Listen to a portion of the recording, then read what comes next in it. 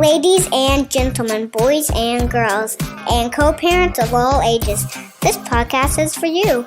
Introducing and the centering the Amicable divorce expert, Judith Weigel. Joining me in centering today is Katherine Miller, attorney Katherine Miller from Miller Law Group. We're going to be talking today about what mediation is, what it isn't, how it works, how it doesn't work, and if we have time, and I so want us to have time, Katherine, I really want you to tell us how to hire the right attorney. We need an inside view, and you have 9 tips to hire the right divorce attorney, and we desperately need this help. So, Katherine, welcome. Thank you so much for having me. I'm excited to be here. You give a fresh perspective to mediation and how it can and can't be used. So let's just start with something very basic. What is mediation and how does it work? Yeah. So mediation is a voluntary, facilitated process where the parties work with a neutral mediator, and that mediator might or might not be a lawyer. But the mediator's job is to help the parties identify the issues that they need to resolve, gather the information that they need in order to solve those problems. And that information, Judy, is external information. So the kinds of things we normally think about, what's in the bank, what's the house worth, whatever it is. It could be what's the employment contract say and all that stuff, the outside stuff. But it's also internal information about what's important to each person so that they can articulate that better for themselves first, because of course that's really important, and then for the other person, and then helps the parties generate various options and test those options against what's possible and what's important to them and what their criteria are for the resolution of the issues. And then through that process of back and forth, brainstorming options, generating what the different ways that we could work it out and comparing that against what's important to them, then work through ultimately to an agreement. And the mediator might be writing a term sheet that for a legal document to be written by somebody else or by the attorneys. And sometimes the attorneys are part of that process and sometimes they're outside the room. But at its core, that's what mediation is. What is the role of the mediator in mediation? And this is where you're going to be clarifying misconceptions for a lot of people. Yeah, the role of the mediator is not to decide what it is that's the right decision. And sometimes people think that they come to mediation, the mediator is going to just be like a judge or an arbitrator and decide this is what you should do. But no, that is not the role of the mediator. The role of the mediator is to help the parties create a container and create a safe place to have difficult conversations and to help them actually have conversations that they were unable to have for themselves. So lots of times, Judy, people think that mediation won't work because they haven't been able to talk about these things at the kitchen table or at Starbucks or at a diner. But that's exactly why you go to mediation, because that's the mediator's job. And so even just to give you like a little bit of a window into what that could look like, let's say, that a husband and wife are having an argument, and, a lot of conversations for people who are divorcing between the soon-to-be divorcing spouses feels like an argument. And I know that from personal experience, not just professional experience. But so instead, if the wife and the husband or each spouse turns to the mediator and says, this is what's going on for me, right? And the other one listens to that. That's such a powerful shift in the way the conversation is happening that it allows things that feel really stuck just to move a little bit, and where it seemed completely out of the question that they were able to work through the issue to some resolution. Well, a glimmer of hope now comes in and they can see possibility where there was none before. I loved a couple of things that you said. Mediation is different than the conversation that has previously been conducted in the kitchen, at the diner, in the car. And that is exactly that. I think mediators are worth their weight in gold when they can take an existing difficult conversation and move it forward. Because the other thing that you said, which was so spot on, see, We can't agree. See? And then they want help. I mean, they're not saying it to be difficult, but they're saying that to show we can't get past where we think we need to be. And of course you can. That's fine. That's where the mediator takes over, right? And processes differently for the client. Yes.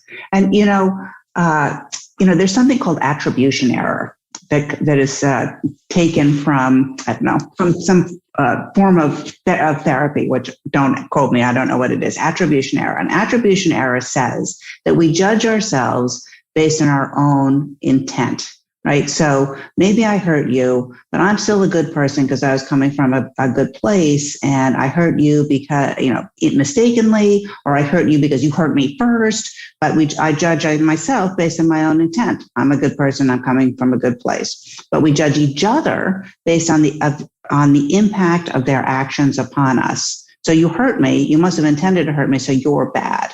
Right? So this sort of false dichotomy, this false paradigm of right and wrong, good and bad, comes into these discussions, especially when people are locked in what I think of as the conflict trap.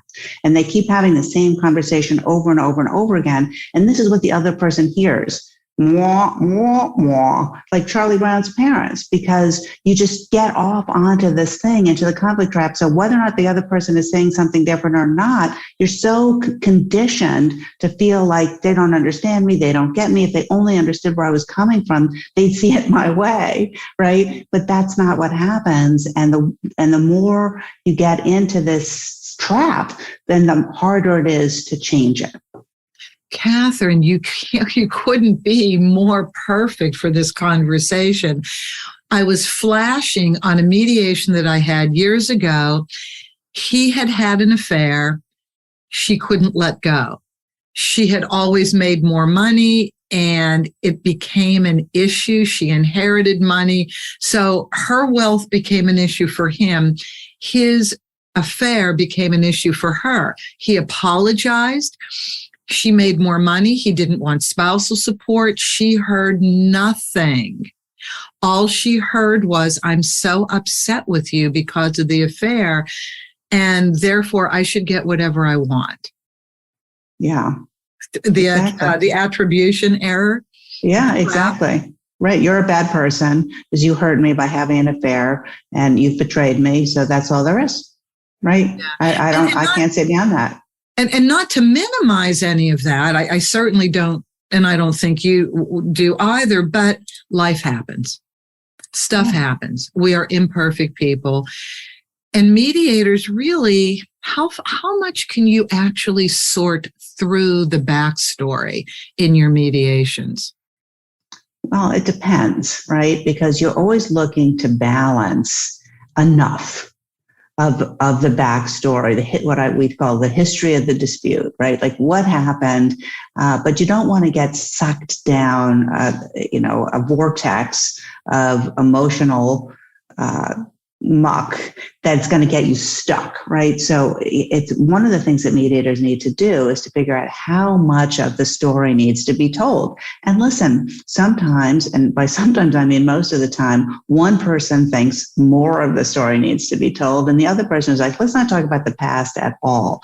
And one of the reasons for that, Judy, is that if there is something like an affair or something where one person feels like he or she is guilty for something or feels ashamed about something, or even if they don't feel guilty about it, they feel like they're being beaten up, emotionally beaten up by the other person. They don't want to expose themselves to that anymore. We've decided to get divorced, so you don't get the opportunity to beat me up anymore. But the other person, the person who feels hurt and who feels like they need some kind of apology or some kind of acknowledgement of the hurt and the pain and what that's caused, still is undone with that and can't really move on. So a mediator's job is to figure out exactly what it is that will give enough of a conversation, enough, and I really hate this word because I don't think it's super accurate, but closure to the hurt party, the betrayed party, or the wounded party, without feeling like it's just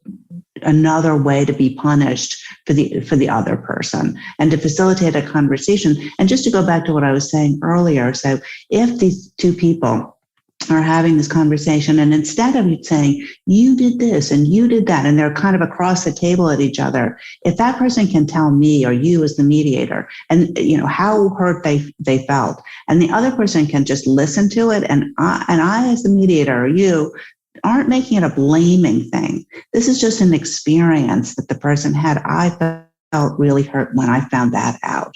I felt like our life was a lie. I felt like whatever the feelings are, those I statements expressed to another person who the people genuinely feel is there for both people, because mediation should feel like that. The party should feel like the mediator is there for both of them, even through in those difficult times. Then that can be, again, a real shift in the way that conversation is having, and an apology might be heard where it wasn't heard before. And I know you might think that could happen in therapy, and it should happen in therapy. But I think, first of all, I think that our jobs as mediators is a lot easier than a therapist job, because we're trying to help people come apart, and a therapist is trying to help people stay together. But it can sometimes in mediation become a lot clearer what is actually needed to move on than it is in therapy for some reason. That's my experience. Okay, so let's do a hypothetical. Presumably, there's an affair. Presumably, an apology has been rendered prior to the filing, in the setup to decide to get divorced. But do you think that when it comes time for mediation after the filing has begun, do you think that the one who's felt betrayed needs to hear an apology more than once, and maybe in the presence of a mediator to bring it full circle? What do you think? Maybe. Yeah. I think the answer is probably, if those issues keep coming up again and again and again and again. If they don't, they don't. If it's done, then it's done. Or if it's pretty much moved on, then I don't think they need to. I think that if it does keep coming back as something that needs to be discussed every single time, or frequently, then you got to go back and deal with that, because otherwise the person who keeps raising it is never going to be able to move on from it. We have to do something so that they can move on. And if they can't move on, Judy, then they shouldn't work in mediation, because it's not going to, there may not be a way for them to continue to discuss and be present for those conversations if all of that hurt just keeps flooding back. Or maybe that's a reason to bring the attorneys into the room, so to give each person the support they need to keep the conversation moving forward, instead of kind of circling the drain about the past. Understood. Before we go into who is right for mediation and who is not quite ready for mediation, when you're in a situation like this, where, and it doesn't really just have to be about infidelity, it could be about anything that happened, sure, where one person feels that they need an apology maybe more than once. Do you ever ask for the room separately with each person so that you can possibly ask the person who's being asked for the apology to maybe say it another time, or ask why has a real apology ever been given? Do you deal with the apology part of the request? So I have a general policy of no caucusing, meaning no separate meetings. And I know that's a little maybe out there, but the reason for that is one thing that ends up happening is that if I have a separate meeting with the husband, and I have a separate meeting with the wife, and it could be two wives or two husbands, with two spouses. And each person tells me what it is that's most important to them, then the person who ends up with all the important information is me. But they're deciding. So then what's a secret, what's not a secret? I don't want to hold a secret. I don't want to reveal something. So I find that is problematic. And the second reason is that when people come in and they know that I'm going to have a separate meeting with one and then with the other person cannot help but wonder what I'm hearing, what I'm thinking, what I'm saying in that separate secret meeting. It's not secret that it's happening, but what's the contents of it. So what I like to do instead is to say, all right, I'm going to have a separate conversation with each of you, but I'm going to have that separate conversation in the presence of the other. And it simplifies things, and it makes people a lot less suspicious about what it is that's happening. And usually when I say this to parties, that they're like, oh yeah, well, that makes me feel a lot better because I'm worried about what might happen if you're having a separate caucus meeting, a separate meeting with the other person. So the way that I do it, and I say, listen, it might go a little bit slower in the beginning, but I promise you it's going to go faster in the end, because there's no little pocket of unknown that's going to come back up and kind of bite us on the derriere later on. And so I would have that conversation with the person there in the room in the presence of the other person. It might not be quite as deep, but it would also be, I think, perhaps more effective because the other person hears me have that conversation and they get to observe it. Oh my gosh, you just brought up something so very important, and that is being the container for privileged information that actually might be able to hurt or help the forward-moving mediation, but you're stuck as a mediator because the confidentiality aspect of mediating, not only the confidentiality aspect of being together with the couple in the room, and at least the mediator not talking about it beyond the confines of that room, but if you were that type of mediator who did do caucuses, and so many are, but I was trained in, no, you stay in the same room. So I get what you're saying, but you raised a point that I've never talked about on this program, and that is, what does a mediator do if they are caucusing, having separate conversations in separate rooms, and all of a sudden you're told something that could be damaging to the other person and you were asked not to say it? You're now in a very tough position. You may have to end the mediation and take yourself out, right? Yep, absolutely. I mean, one of the rules that I have right from the beginning is I'm not going to hold secrets. So I don't like to have separate conversations, and I'm not going to, and if someone sends me an email with something secret right away, I usually say this: listen, if you send me an email that says, do I need to disclose a safe deposit box full of gold bullion? I am going to copy the other person in my email that says yes. So don't do it. You will have disclosed. If you disclose it to me, you're disclosing it to both. And so that's one of my rules, because I don't think the mediation can really work unless there's a transparent exchange of information. People need to know what they need to know in order to make the decisions that they need to make. And it's not fair to say, well, we're going to mediate, but I'm going to keep secrets. We're going to mediate, but I'm not going to tell you what you need to know. We're going to mediate, but it's going to be an uneven playing field. No, not with me. Gosh, this is a refreshing conversation, to say the least. Let's go to who is right for mediation, or what makes what can the participants do to be right for mediation, ready for mediation, and who might mediation not work well for? Yeah. So I think that mediation is a wonderful option for people who feel that they can and want to speak for themselves, not necessarily alone without support, but if they could, they would be able to articulate what's going on for them with help and negotiate for themselves and to come to an agreement based on their own personal criteria, considering what's important to the other person as well, but one that makes sense for them based on those criteria.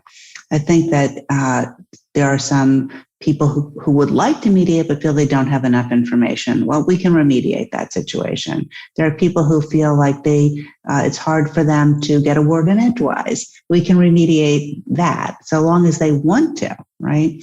I think that mediation will not work for people who feel that the playing field is so unbalanced that the one person just cannot bring his or her voice into the room. So domestic violence comes to mind, right? You definitely, and no one would want to put someone physically in danger. by bringing them into the mediation room. I think that there are other ways in which someone can overpower the negotiation. And I've heard as a mediator, if I see something like that happening, I'm going to speak up and end the mediation myself if I feel like there's no room for that to happen. I'm going to tell you a little story. Is that okay? Yes. So I took my first mediation training in 1991 when I was a very young lawyer, because I thought after a couple of years of practice that there really had to be a better way for families in conflict to resolve that conflict without going to court, because courtroom is a really bad place. And one of the only things I really remember from that mediation training is that the trainer said, when you want the people to leave, get up and stand by the door. And so as a mediator, obviously an in-person door, not a virtual door. And I had a couple of mediation where the husband just would not, there was no room in the room for the wife or for me. I'd be like, just trying to interrupt his stream of chatter, and he was angry. And listen, there were things she was doing that were pretty provocative. This wasn't totally a one-way street, but they're just in the mediation room. It was extremely hard for anybody else to get a word in edgewise. So you know what I did? I got up and I stood by the door and I said, please, I think you should leave. I don't think this is going to work. And he's just like, wait, you're kicking us out? I'm like, yeah, there's no room in here for anybody's voice but you. You're only person who can talk. I can't talk. She can't talk. So you should leave because this isn't working. And he said, Katherine, would you please come back in and sit down? I think we can make this work. And we did. It was just shocking. We did. And then a few years later, I was actually getting on the train and I got on the train. I was a few minutes early and I passed him sitting there in the seat by himself. The mediation's over, they're divorced. And I'm like, oh my God, oh no, oh no, no. And then I sat on my seat. And I started to eat my lunch because I was all ready. And he gets up and I'm like, oh no, oh no. And then he came over and you know what he said? He said, you know what, Katherine, I just wanted to come over and say thank you. You really helped us a lot.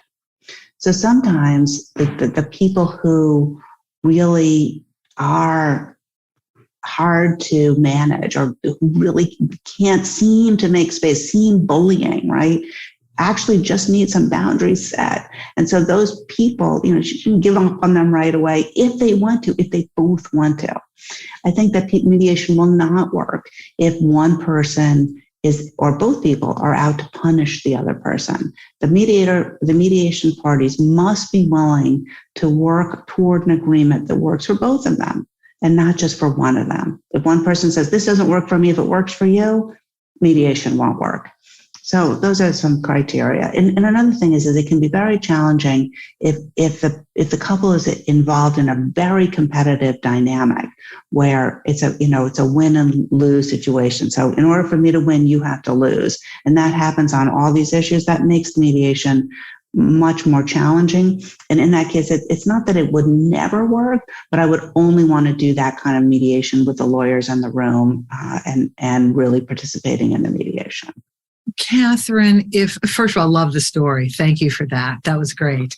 I live in fear of seeing some of my clients at the grocery store and me not even recognizing them sometimes because you see so many people and it's hard. There's only one of you, but to see somebody years later and for them to give their reaction, what a wonderful story, though. And so good for any mediator listening to know this, that you do have to take a stand. Somehow you must add balance, create balance the best way you can, or let them know that this is imbalanced, not to make anybody wrong, but unless something changes, and only you can change it, participants, then let's not do this right now. That was just so perfect. There's one time, though, and let's talk about this, in a mediation where the mediator actually does have to give some guidance. Oh, wait a minute. I forgot. I'm so sorry. I lost my train of thought. I do want to go to the mediator saying how they think this is should go if there's an impasse. But what do you do? This is what I wanted to first ask. If one person wants to bring an attorney and the other person can't or hasn't sought legal advice, how do you handle that?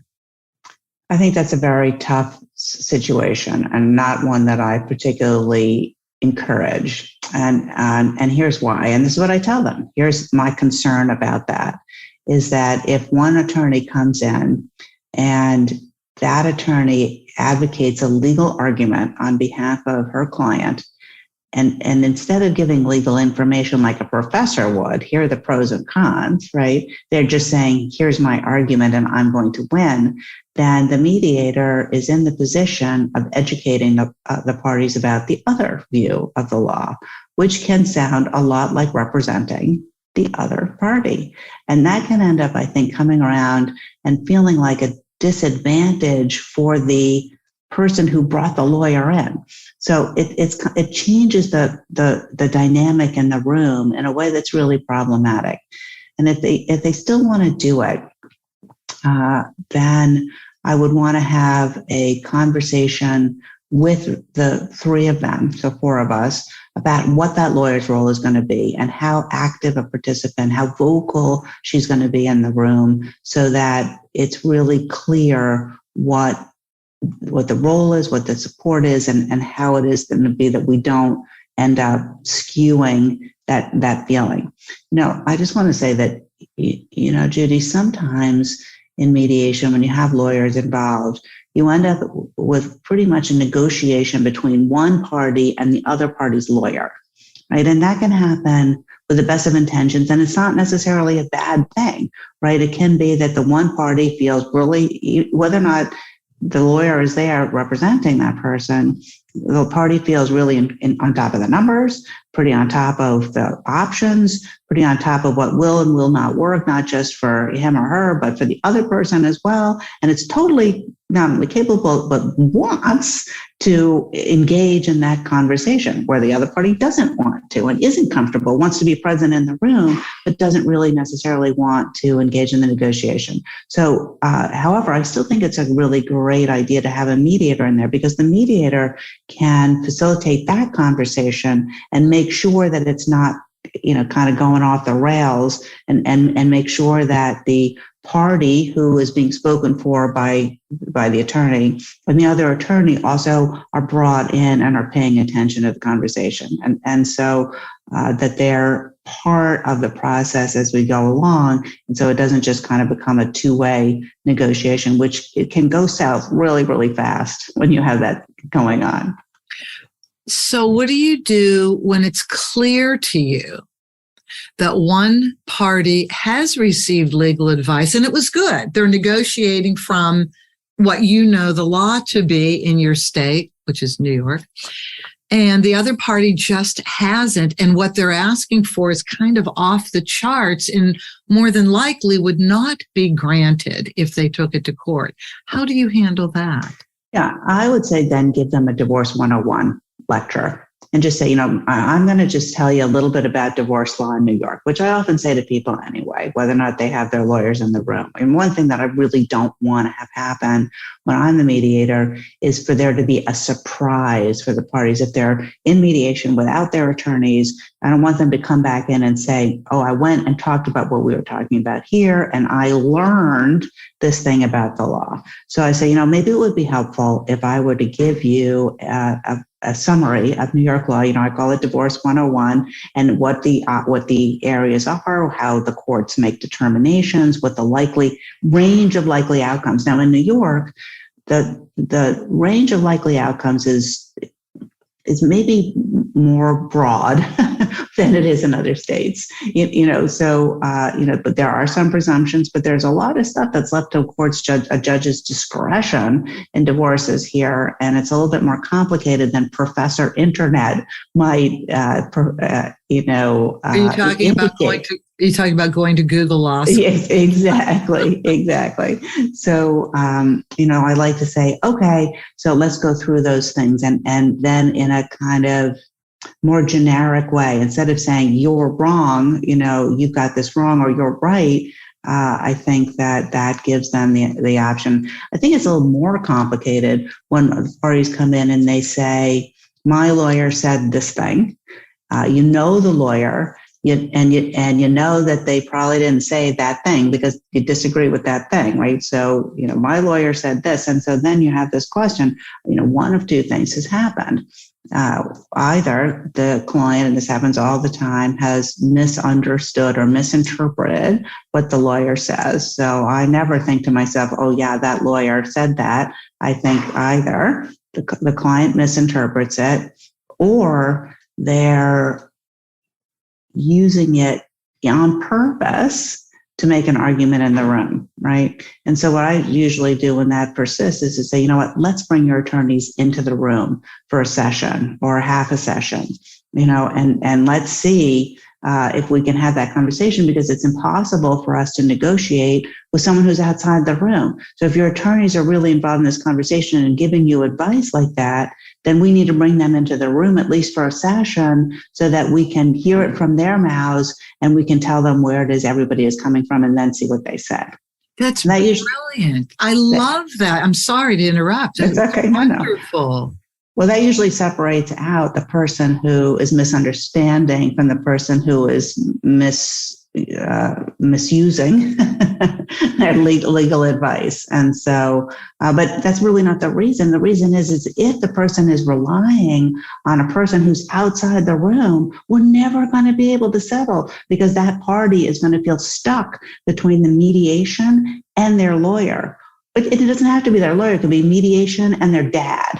The mediation and a new partner. So those things, when there's somebody outside the room who's influencing what's happening inside the room, to the extent we can bring that person into the mediation, that's something I always want to do. I love that. That's great. I've never heard anybody say that before. So before we go into the 9 ways to hire a divorce attorney, which I'm looking forward to, there is a situation where everybody does their best, the parties do their best to come to resolution with everything in their settlement agreement, but they just can't. They just can't. Do you ever do what is called the mediator's best assessment of the situation and give them what you think might be the best way to either resolve or look at resolution or move it forward beyond what you can do in the mediation?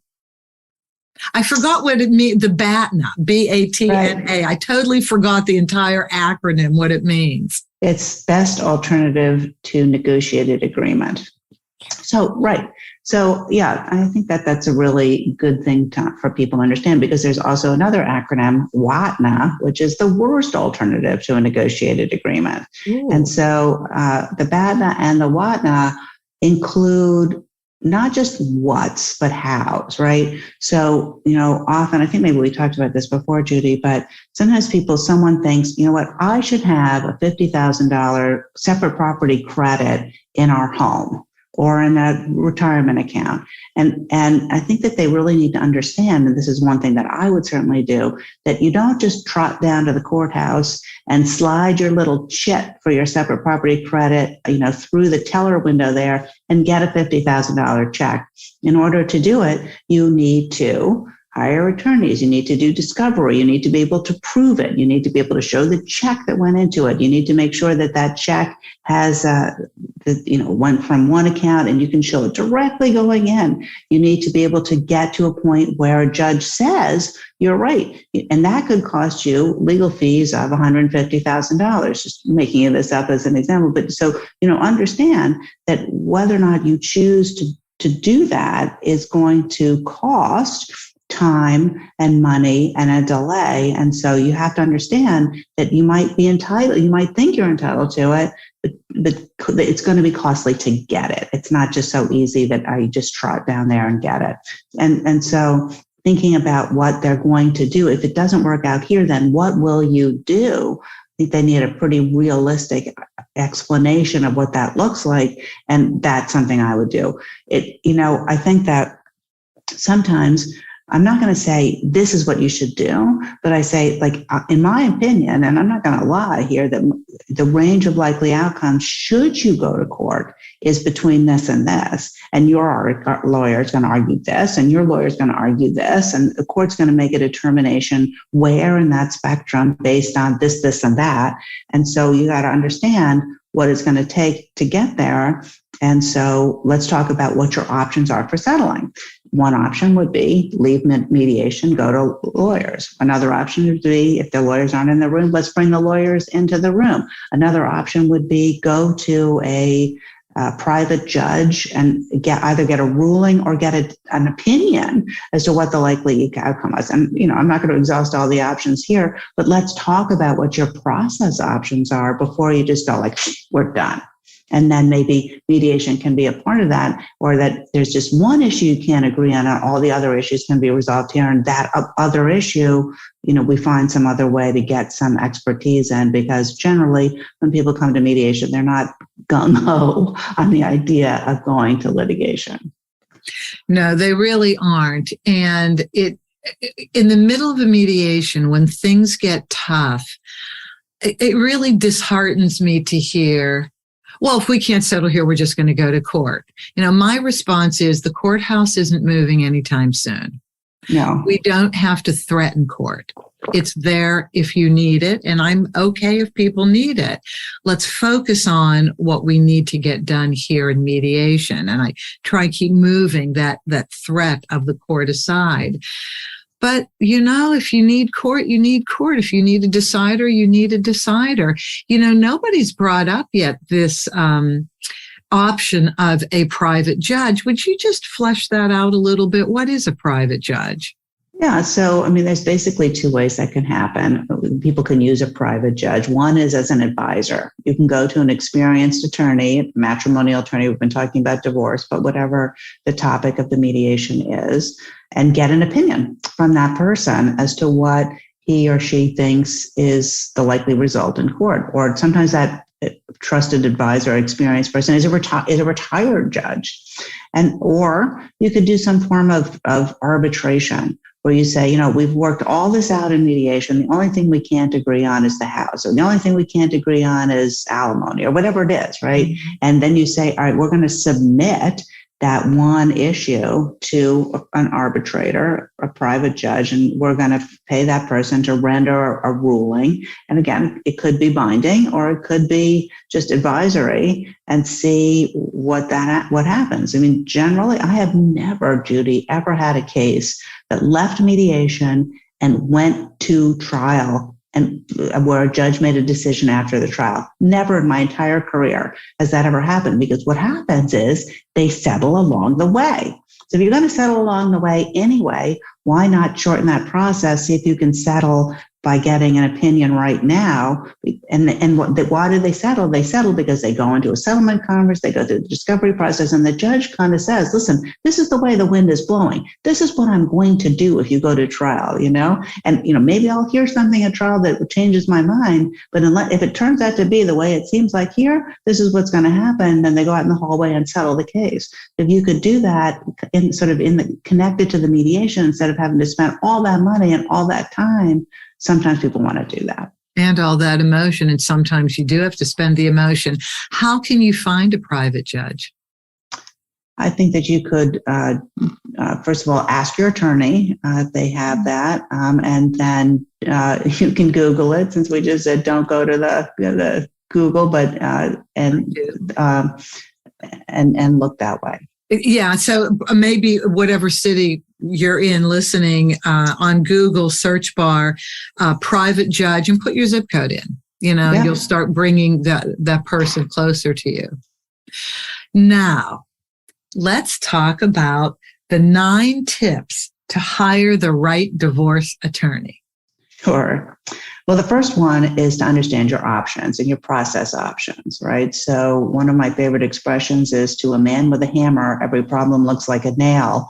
You want to make sure you go to an attorney who is willing to talk about mediation, willing to talk about collaborative law, and willing to talk about negotiation, not just litigation, and to be working with you to see how involved you will be or want to be in the negotiations themselves and working it through that way. Understand that there's more than one way to get through this. Okay. That's tip number one. Okay. And I have to reinforce this because it was brilliant. You want to look for an attorney that fosters negotiation over litigation. Yes, you do, because statistically speaking, in New York, 97% of divorces settle before a judge makes a decision after a trial. And if you're not in New York, that statistic is 95%. You go to the doctor, he says 95% chance this is going to happen. You're either going to feel really good or really bad about that. If they told you it was 95% chance you were going to win the lottery, oh my God, I put my entire life savings into the lottery, right? So 95%. So you know you're going to negotiate. You know you're going to negotiate. You want to make sure your lawyer knows how to do that, is willing to do that, and isn't going to lie to you about what's actually going to happen. Okay, thank you. Point number two. Point number two is you should interview at least 3 attorneys.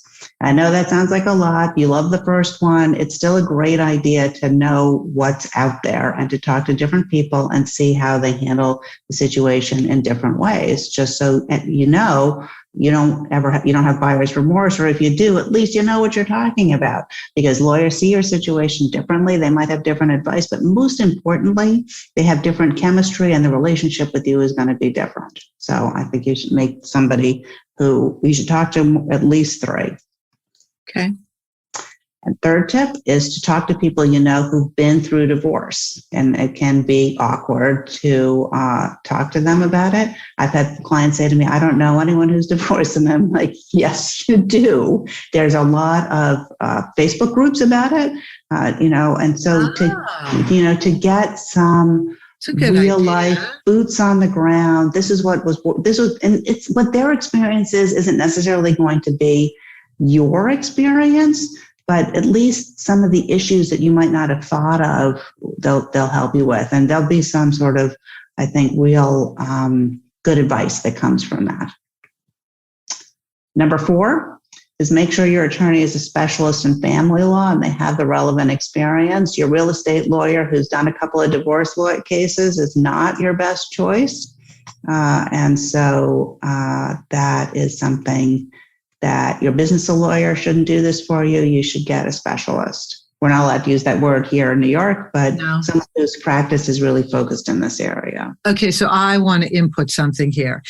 In California, I'm in Los Angeles, there are companies, universities that will provide out of the human resources department lists of people for various things, lists of therapists and lists of attorneys. I have not met an attorney yet that was on one of those lists that knew family law inside and out. They are not vetted properly because I don't know that they can be vetted properly. I don't know. So I just want to put a little warning out, and you can maybe respond to this. I want to put a little warning out that I know it's free. And that's the deal. It's free. And people want to save money. And my God, we know how much attorneys cost. It's incredible. But I have literally in 10 years not seen one attorney that it was experienced like they needed to be in family law. And they've been in this office in mediations. Your point. I agree. I have nothing to add. Okay, good. That. Thank you. That was my footnote. Number 5. Number 5, and I think I've already pointed this out, you want to make sure that your attorney is a good negotiator. Chances are this is going to be a negotiation. You want to make sure that they're working on their negotiation skills and not on just their litigation skills or their legal argument skills. So what do the negotiation skills look like? Can you give us an example? Yeah, you need to be able to hear what the other person is saying. And so, Stephen Covey wrote a book called The Third Alternative.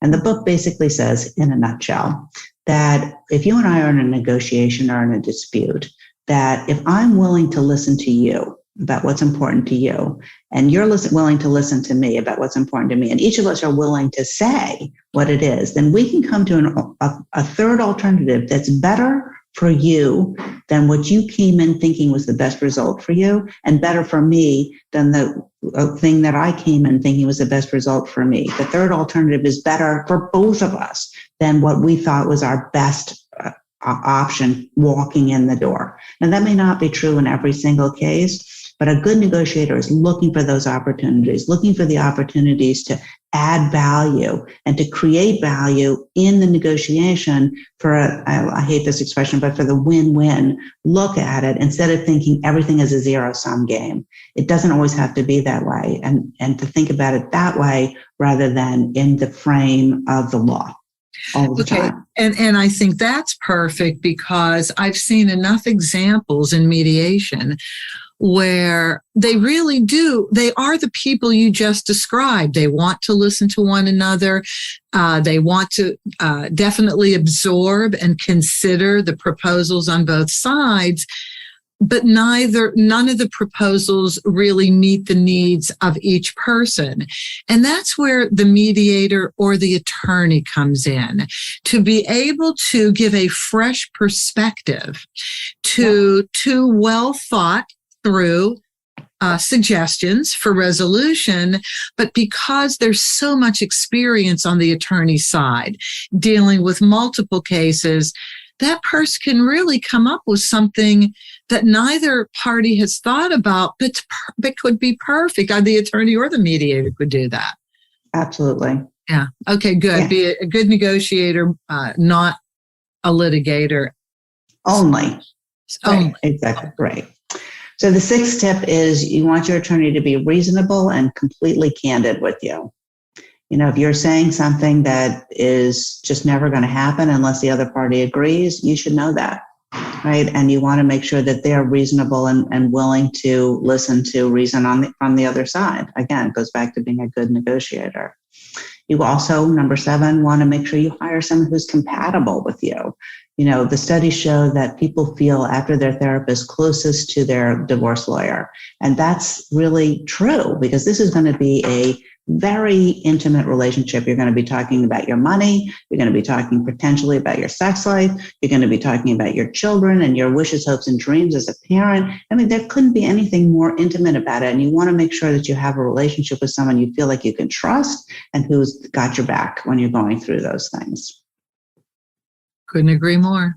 Yeah. And then number 8, make sure that you ask the right questions and that you are prepared for your meetings with your attorney, because when you aren't, you're going to spend money trying to get prepared. So come in to the consultation with a list of questions. I personally like it when clients come in to interview me if I answer all their questions before they've gotten through the list, because I have a pretty complete view of what they should know, but they should make sure that they come in with a list of questions and are ready to feel like they got the most out of the time with them.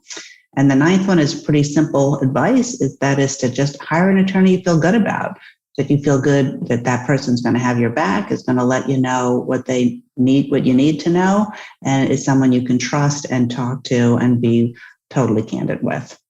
Katherine, great list of 9. Let's go back to number 8 a second. Can you give an example of what some questions should be? Yeah, and honestly, for your listeners, I've put together a PDF about what questions you should ask. I'd be happy to share it. I could email it to you, or wonderful. This is wonderful. I'll definitely put it in. It'll be in show notes, and then the blog that comes the day after the interview. Yeah, I'd be happy to do that. But it's things like, what does the attorney expect the negotiation to look like, what they're going to do, what the options are for resolving the divorce, given that the chances are very likely that it's going to be negotiated. Those are the kinds of things. But I'll send it over. Okay, and the client should be very forthcoming about some of those issues that will factor in heavily, like, is there any kind of substance abuse going on with yourself or the other spouse? You got to be honest, because the worst thing that could happen is you're not honest with your attorney and it comes back to haunt you later on, and the attorney can't do anything for you if they don't have a complete picture of what's going on, correct? Yeah, absolutely. I mean, one of the things that I learned very early on in my practice is that the courtroom is a very bad place to find out that the other side has a good point. You don't want to be surprised that something you didn't know comes out in testimony from the other spouse about your own client. Oh, gosh. I mean, we've seen scripted courtroom dramas like that, haven't we? Yes, okay, but I wish it were just drama, Judy. I wish it was just drama, but unfortunately, it's the truth. Yes. Yeah. Well, these dramas are written about real life. I want to end with something that you said that was so philosophical to me, and I wanted you to share that with the listeners.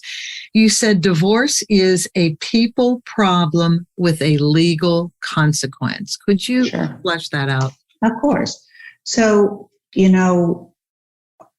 one of the problems and one of the reasons why the courtroom is a very bad place for families is it tries to force a legal solution onto a people problem. And I think as lawyers, if we think about the divorce as being a people problem with a legal consequence rather than a legal problem, that we can help people find a resolution that really makes sense to them in the context of their lives rather than in the context of the law. And we can then make it work from a legal perspective rather than trying to make the people live their lives through a legal construct. And that's what I mean about that. I think that in mediation, we really have the opportunity to do that in a really powerful way, and it really makes sense. One example of that is nobody has a child or adopts a child and cradles that infant in their arms like this and looks down and goes, wow, I've got custody. Nobody does that. That's not a word that's in the people's lives. Like, until you have a problem, that's like just not an issue. And so if we think about it, I think we do so much more service to the people we work with if we think about the problems from their perspective and their words and their constructs, and then work the law around it instead of the other way. How long did it take you to get this sensitive with an attorney's role in family law? I think it was the combination of my experience as a lawyer and getting divorced myself, and really giving a lot of thought to what my personal experience was. And I almost left the law because I thought I couldn't put the two things together, my own core values about what's important and the way I was practicing. And then I was like, you know what, I'm just going to give it a shot. And I've given a lot of thought to the kinds of ways in which we can make a difficult situation better for people and make the transition just more humane. Just lovely. I'm so happy that we had this opportunity to talk and for you to share your thinking with everybody, because I was so looking forward to this interview after we initially talked. You bring some unique thinking to the table, which I truly appreciate. Now, even though you're in New York, how can people it's going to be in show notes, but just for the purpose of ending this interview, how can people get in touch with you? The best way is through our website, which is www.miller-law.com. So miller-law.com. And, mediation is something we can do around the country. So wherever people are, we'd be happy to try to help. Absolutely. Thank you, Katherine. This has been completely delightful. You've been listening to attorney Katherine Miller of Miller Law Group. And if I've learned, you've learned too. I want to thank each and every one of you for listening, as I appreciate the time you've given to this, and certainly the spirit with which you are listening, which is to, I believe, obviously have a much more positive experience in divorce. Please, you can reach me through SpeakPipe on my website, theamicableddivorceexpert.com. Give me any suggestions, any feedback for this topic, suggestions for other topics. And as always, have an amicable day. That's our show for today. Thank you for joining us. Be good to yourselves, be kind to your spouse, and cherish your children above all else.